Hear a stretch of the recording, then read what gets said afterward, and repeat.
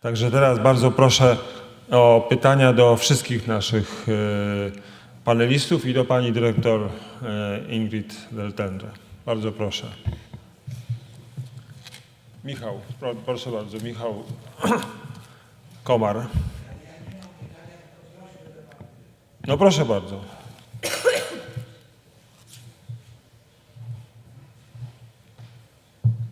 Do pani dyrektor.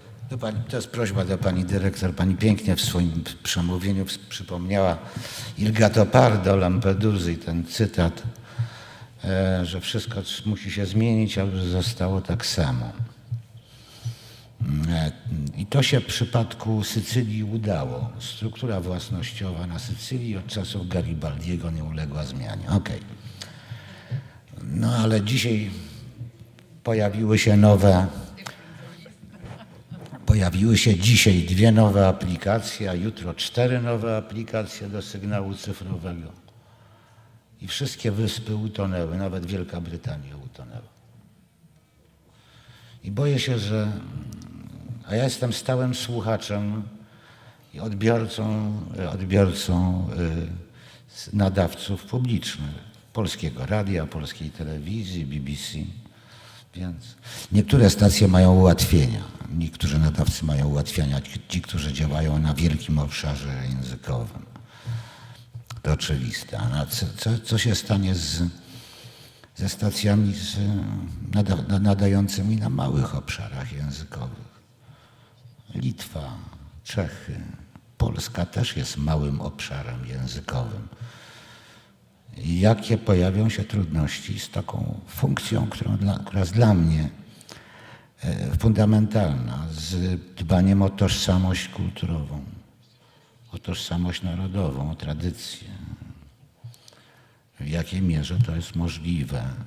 Pod naporem tych nowych aplikacji używanych przez YouTube, przez Apple. Ja nie mam nic przeciwko dywersyfikacji kontentu, ale jak to się stanie? Tym bardziej będzie moja prośba, bo za długo mówię. Kontent nadawców publicznych jest wytwarzany przez autorów, przez twórców. I tego się nie da zmienić. Są autorzy, kompozytorzy, pisarze. Nie da się tego zmienić przy pomocy jakiejkolwiek aplikacji. Z Unii Europejskiej dochodzą wiadomości wyjątkowo niepokojące, że dominująca w Parlamencie Europejskim Partia Ludowa i prominentni działacze już teraz zapowiadają dalsze restrykcje w stosunku do ochrony praw autorów. Ja rozumiem, że wiele nadawców publicznych zmuszanych do minimalizacji swoich kosztów będzie w pierwszym kroku popierało te innowacje, które nie są innowacjami. Ale to jest przecież zabijanie twórców kontentu. To będzie proces, który będzie prowadził do pauperyzacji twórców na tych niewielkich rynkach kulturowych i który będzie prowadził do ustępowania w kontencie nadawców publicznych miejsca dla kogoś innego. I to będzie ta przegrana, moim zdaniem, nadawcy publicznego i jego celu, jego podstawowej funkcji, moim zdaniem. Prośba, już kończę. Pani dyrektor, bardzo panią proszę, aby pamiętała pani o tym w swoich działaniach w przestrzeni IBU. I byłoby chyba, to jest dalszy ciąg mojej prośby, byłoby dobrze i dla odbiorców, i dla tych stacji, nadawców publicznych, gdyby IBU nie działała na korzyść tych, którzy chcą ograniczyć prawa autorów i ograniczyć w gruncie rzeczy ich rolę. Dziękuję bardzo.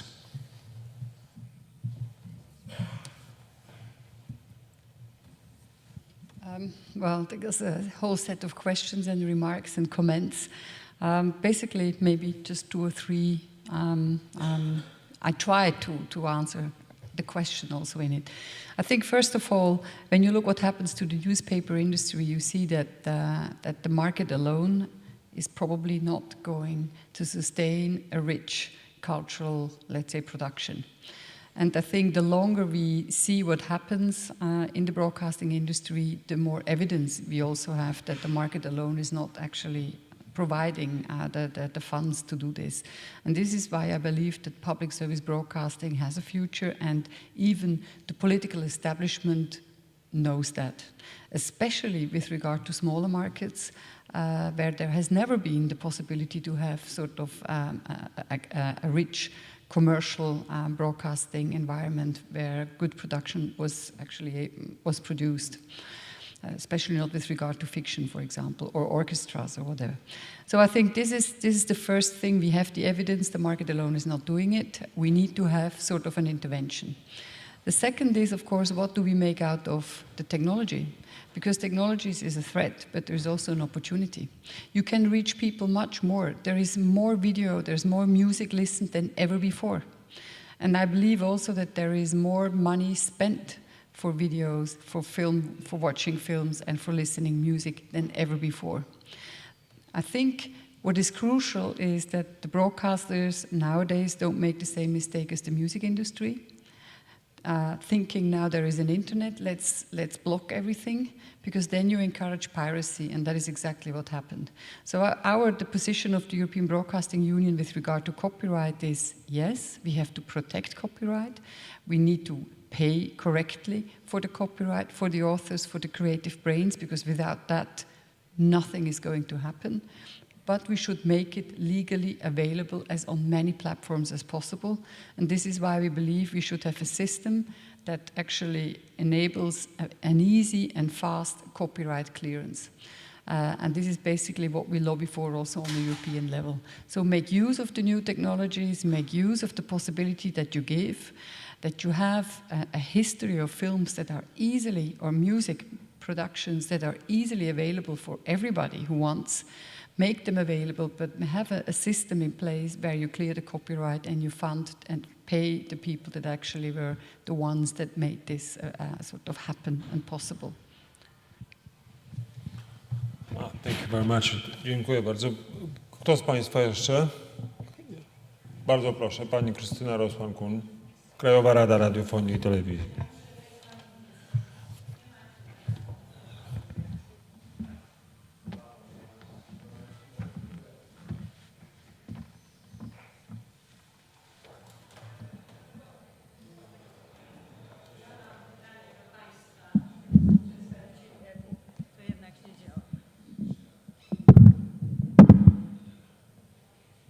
Na początek przytoczę 2 fakty. Otóż w ubiegłym roku, w październiku, miało miejsce spotkanie Europejskiej Platformy Ciał Regulacyjnych EPRA w Wilnie, na którym występował przedstawiciel EBU, pan Darko Ratkaj. I tenże pan Darko Ratkaj był również gościem naszej konferencji w Poznaniu. I dla mnie szalenie ważne było to, jaka była pozycja EBU w kwestii wykorzystania tak zwanej dywidendy cyfrowej drugiej. Pan Darko Ratkaj przedstawiał pozycję EBU w obronie tej drugiej dywidendy dla potrzeb broadcastingu, dla potrzeb telewizji linearnej, argumentując to przede wszystkim potrzebami telewizji publicznych. Drugi fakt, na który się chciałam powołać, to jest wydanie przez EBU w ubiegłym roku, w lutym chyba, rekomendacji numer R138 wskazującej na konieczność wprowadzania cyfryzacji, technologii cyfrowych w przekazie radiowym. Z drugiej strony, jak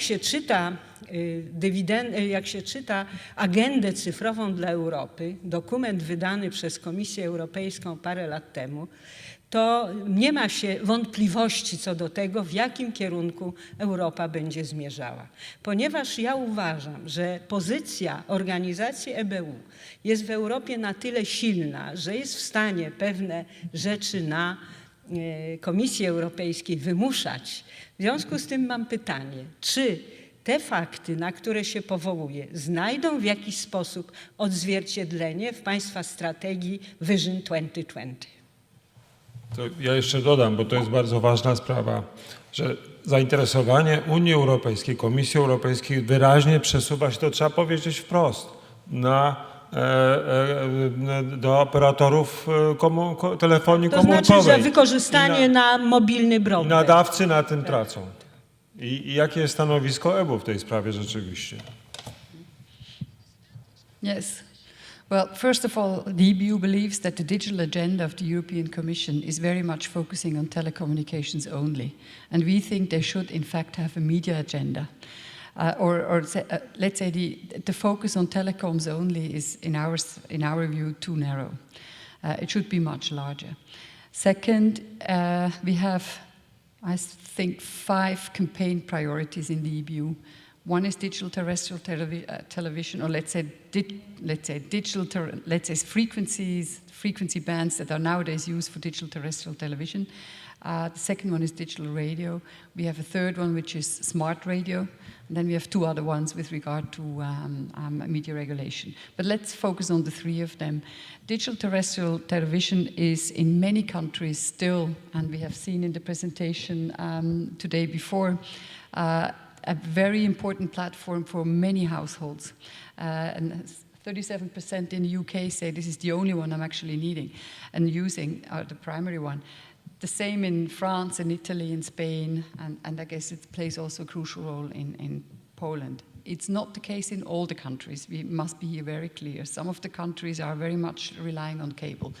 But because approximately half of the European households rely on the digital terrestrial platform, we were very much and very closely looking into the future needs on one side, but on the other side also on the demands and requests of the telecom operators. Because yes, we see that a mobile internet is very important. The broadcasters are using it as well. But the question is, before you destroy something that provides a huge value, and before you actually ask the countries to invest in a lot of infrastructure to change this terrestrial platform, we should be very clear, how is this going to use them, for what purpose? And is there real demand that can be proven? And are those sort of expectations that the telecom operators are mentioning, are they realistic or not, before you destroy a viable business? And our position today is we should we see some need, and we saw the possibility with regard to the 800 megahertz band.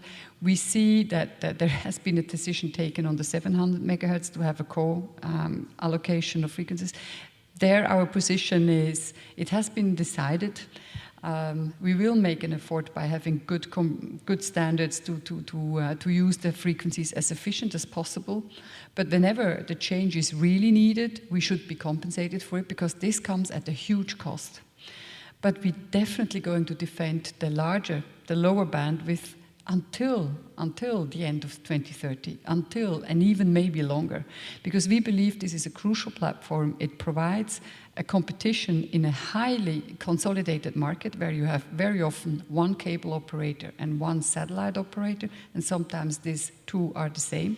So we think that a viable terrestrial platform is an important platform to keep quality, drive innovation, and also have an affordable platform for the audience. This is why our position here is very strong, and we try to find global alliances for this, because unfortunately this is not only a national decision, it's not only a European recommendation, but this is a global development. So we need to have a much wider sort of alliance and that we are actually now establishing. So this is our position. With regard to digital radio, we believe that there are reasons for having a digital radio. You are here one of the first countries that are rolling this out, and you have a very good, I think, value proposition. Polish radio has made several demonstrations within the union, and we were very, very carefully looking into how this is done here, because you have some new features in that doesn't exist in other countries. We believe that the future of radio, if you talk about the future of radio, you must talk about digital radio, and you should also talk about the free-to-air radio on all devices. That's why we also have the Smart Radio campaign as the third campaign of the EBU. Does this answer your questions? Thank you. Kto jeszcze z Państwa? Bardzo proszę. Bardzo proszę. Pan profesor Jung. No niestety musi Pan tu, Panie Profesorze, podejść, bo...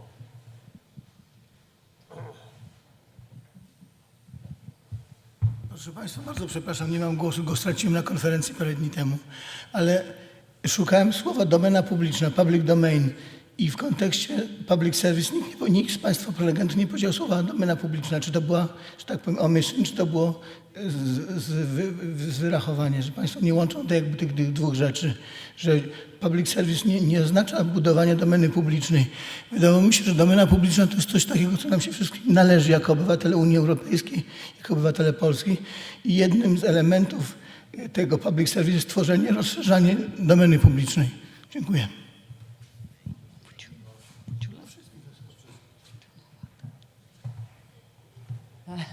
I don't want to talk all the time. Maybe, do you? Uwe or Guy? Do you want to speak? Okay, thank you very much for the question. Sorry to hear about your voice. It'll come back. The idea of public domain is an interesting one. We all inhabit a space, don't we? We have a right as free citizens in a democratic society to exercise certain freedoms in that space. And the previous question was asking about digitization and the rush to digitize media, the lack of consideration for sufficient bandwidth for broadcasting. I think in this public domain we inhabit, I think one of the key concerns that as citizens we should have is that the more our access to content is through digital streaming or digital on-demand services which go through an internet service provider or through Wi-Fi or however, somebody out there knows what we're listening to and what we're watching. Now, I'm not saying I've got anything particular to hide, but I think we know that there are governments and there are regimes around the world, and perhaps one near us very soon, we don't know, that cannot be trusted. I think in terms of my own occupation of the public space, I would like to feel that I can watch what I want to watch and listen to what I want to watch through broadcasting, which is disseminated and nobody really knows who's receiving it. But I think that's one of the great things about broadcasting and something that we should try and protect.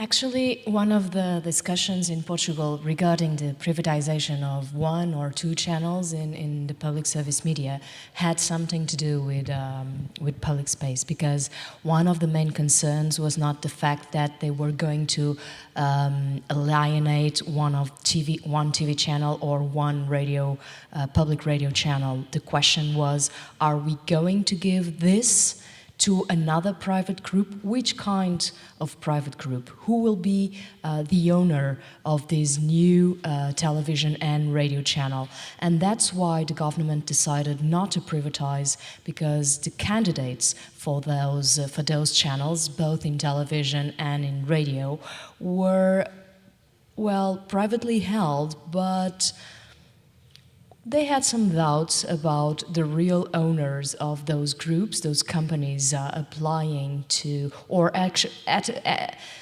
really interested in owning a new national radio and television channel.